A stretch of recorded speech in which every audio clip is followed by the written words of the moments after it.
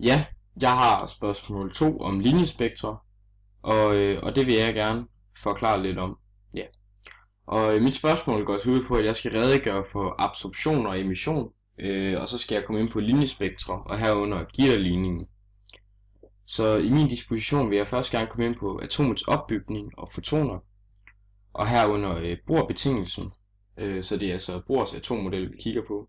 Og så laver jeg til lidt om grund- og exciterede tilstande, og så komme ind på linjespektre og til sidst gitterligningen. Ja.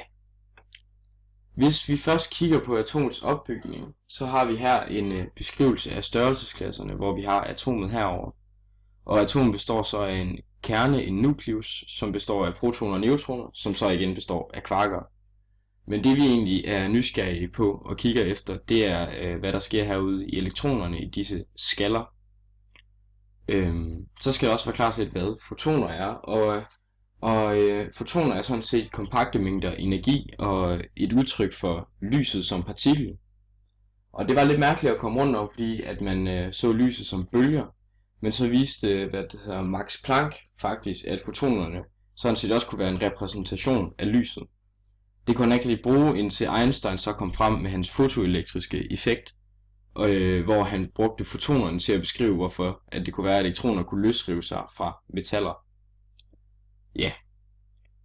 Når vi taler om atommodellen i denne forstand, så gælder nogle betingelser, som Bohr fremsatte, også kaldes Bohrs postulater. Og den første af den her siger, at et atom kan eksistere i en række stationære tilstande, og i hver stationær tilstand har atomet en bestemt energi. Hvad det her betyder er altså, at atomet har nogle meget bestemte energier, det kan opføre sig i. Blandt andet så kan det for eksempel ikke gå, det betyder, at elektronen er i en bestemt skal, den kan for eksempel ikke være imellem to skaller. Ja. Den anden betingelse kaldes frekvensbetingelsen, og hvad den siger er egentlig, at hvis vi har en overgang, altså det vil sige, at vi går fra en skal her til en indre skal, mellem to stationære tilstande, som har energierne En og M, så kan atomet her absorbere eller emittere en foton, som jo er herover med energien, som så er differencen mellem de her to energier. Og den kan så også beregnes ved hjælp af Plancks konstant og fotonens frekvens. Ja, det er jo lidt om atomet og fotonerne. Nu rykker vi videre til hvad der kaldes grund- og exciteret tilstand. For når man ser på atommodellen, så har Bohr jo lige fastlagt nogle betingelser hernede, for at atomet kan absorbere eller emittere nogle fotoner med en meget bestemt energi, som jo så er differencen mellem to tilstande. Og det kan man lige se ved den her illustration, hvor vi ser på et bestemt atom her. Det kunne være en et hydrogenatom for eksempel. Og hvad vi har her er sådan set en elektron i sin første skal, kalder man også N lig med 1. Og så kommer der en foton ind, der har en bestemt energi, og den energi, det er lige præcis faktisk differencen mellem de to energier i de her to skaller. Så vil atomet absorbere fotonen, og den vil så blive exciteret. Det vil sige, at den bliver excited, altså den får energi. Når, det kaldes absorption. Når elektronen er herude, vil den gerne af med sin energi igen, være mere stabil til sin grundtilstand. Og det gør den ved det, der kaldes emission.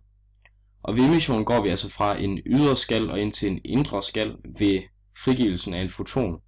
Og den foton har jo lige præcis den energi, vi har, som Bohr fremsatte her. Ja, og det er sådan set det, der sker. Man kunne også have en foton, eller et atom, der absorberer en foton ud i en længere skal ydre, som så vil excitere over flere spring og udgive flere fotoner, som jo er lys. Og det kan man faktisk se over på det her billede, som er det, der kaldes et energidiagram. Hvis vi lader hver linje være en skal i atomet, så kan vi se, at vi starter i grundtilstanden, der har en bestemt energi målt i elektronvolt. Når så at atomet bliver exciteret, kan man forestille sig, at energien i atomet ændrer sig og går op til blandt andet for eksempel, det kunne være tredje skal. Når den er heroppe, vil den så emittere sin foton igen, og måske gå ned på n lig med 2 eller n lig med 1, altså gå ned til anden eller første skal. Ved at gøre det her, så frigiver den jo så det energi, som er fotonen.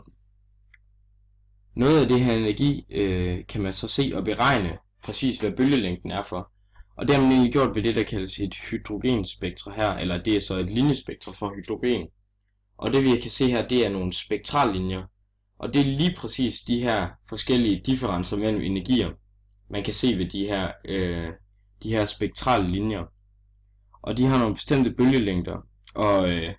Og Bohr han lavede en formel for præcis at regne ud, hvad energien var i de her tilstande, og den brugte Rydberg så til at komme med Rydberg-formlen. Og den her formel kan man bruge til at beregne præcis bølgelængden af de her forskellige fotoner, der er blevet udsendt. Og her indgår så Rydberg-konstanten, og så de tilstande, for eksempel det kunne være, at den var i tredje tilstand, hvad det hedder, n lige med 3, eller m lige med 3 er det så, og så ned til første tilstand, altså springet imellem dem. Så vil man sætte 3 og 1 ind her, og så hvad det hedder, konstanten, og så kunne man finde bølgelængden. Ja, det var grund- og exciteret tilstand. Nu skal vi se lidt videre på linjespektre. For hvis nu vi har en glødepære, der udsender en masse lys, så kan man måle intensiteten af det her lys. Hvis vi har glødepæren, så får vi det, der kaldes et kontinuert spektrum. Her får vi altså repræsenteret alle farverne, og det er jo så det, der giver det hvide lys, som Newton jo viste i hans prisme. Vi kunne til gengæld også have, at lyset det kommer fra en varm gas, blandt andet hydrogen herover. Så vil lyset blive udsendt i nogle meget specifikke fotoner, altså hvor vi har nogle meget specifikke spektrallinjer. Ja. I det tilfælde, at vi så har for eksempel en hydrogengas foran en glødepære, eller det kunne så være solen, så vil det her kontinuert spektrum blive, diffrakteret, det kan blive, af de her, spektrallinjer, og det vil skabe det, der kaldes et absorptionsspektrum. Det vi har herover, det er et emissionsspektrum, og det her, det er et absorptionsspektrum. Og det her, det kan man faktisk se blandt andet på solen, som er et eksempel herover, der kaldes et stjernespektrum. Og her har vi altså alle farverne, det er et kontinuert spektrum, men vi kan se, at der er en masse små linjer i dem her, og det er så de her, spektrallinjer, som hydrogen i solen har dannet. Og ud fra dem her har man faktisk fundet ud af, hvad for nogle grundstoffer der er i solen. Så de fortæller altså os rigtig meget, og man bruger dem også blandt andet i galakser til at bestemme afstande og bestemme rødforskydningen, ja. Og typisk så vil den her jo så se sådan her ud, og der hvor man har en større intensitet, må man jo så se som et resultat af disse spektrale linjer. Ja. Hvordan man så helt præcis ligesom har målt dette og bestemt de her linjer, som jo udgår fra et punkt eller et gitter, så kan man se på det, der hedder gitterligningen. Og hvis vi kigger på det her eksempel heroppe, så kunne vi jo for eksempel have hydrogen herinde, og hydrogen, den bliver så exciteret af en højspændingskilde, og det får den til at frigive en masse forskellige atomer. De her fotoner kommer igennem et gitter, og ved at komme igennem gitteret bliver de diffrakteret. Og det betyder altså, at der kommer sådan en adspredelse af konstruktiv og destruktiv interferens, som skaber de her linjer, som vi kan se herover. Ved at gøre det, så kommer der forskellige ordner, blandt andet hvis vi gør det. Og der er der en linje, der kaldes gitterligningen. Og til den så kan man egentlig bestemme det, der kaldes adspredelsesvinklen, som jo så er vinklen fra 0. orden ud til en bestemt orden. Ordenen den kaldes n, og det er sådan set bare en betegnelse for, hvor adspredt den er. Bølgelængden af lyset kendes typisk på forhånd, ellers så kan den jo bestemmes ud fra, hvordan de bliver diffrakteret. Og d i ligningen, det betegner det, der kaldes gitterkonstanten. Og det er sådan set bare afstanden imellem alle de her små huller, der sidder i gitteret. Og det er altså sådan, man har dannet disse linjespektre, som man jo så har brugt til at forklare atomet på en helt ny måde, ved at se på absorption og emission. Og det gav faktisk grundlag for det, der kaldes kvantemekanikken, som gav et helt nyt verdensbillede, hvor alt var lidt mere sandsynlighed end fastlagt, og vi havde ikke disse kontinuerlige processer.